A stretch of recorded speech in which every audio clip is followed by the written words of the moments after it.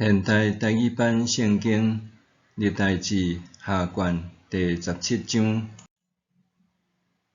约沙法率着伊的老爸亚撒做犹大王，奋发自强对抗以色列。伊派军队驻在伫犹大遐个坚固的城，搁伫犹大地甲伊的老爸亚撒所攻取，伊发现遐个城派兵防守。上主甲约沙法同在，因为伊照伊的老爸初期的所做去做，无拜巴力，只有服侍伊的老爸的上帝，遵行伊的诫命，无照以色列诸王的所做去做。所以上主坚固约沙法的统治，犹大人民献礼物予伊，伊就有真侪财富，搁真受人尊敬。伊勇敢行上主的道路，搁对犹大废除山头坛甲阿舍拉女神的雕像。伊做王第3年，派伊的人臣便哈伊勒、俄巴底亚、撒加利亚、纳探业、米该亚去犹大逐个城教导人民。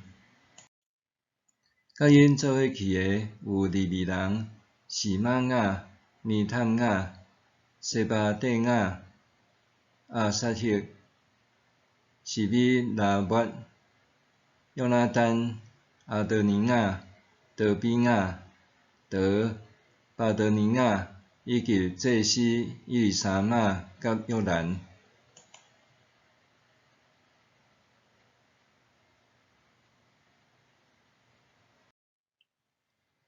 因带上主律法的册，行透犹大所有的城，教示人民。犹大周围列国拢真惊上主，毋敢甲约沙法交战。非利士人有个进贡银予约沙法，阿拉伯人搁送绵羊犅甲山羊犅各7700只。约沙法愈来愈强盛，伫犹大起要塞甲顿积的城。伊伫犹大的城有做真侪工程，搁伫耶路撒冷有勇猛的战士。因的数目照宗族记伫下面。犹大支族第一个指挥官是押纳，带勇猛的战士30万。第二个是约哈兰，带28万。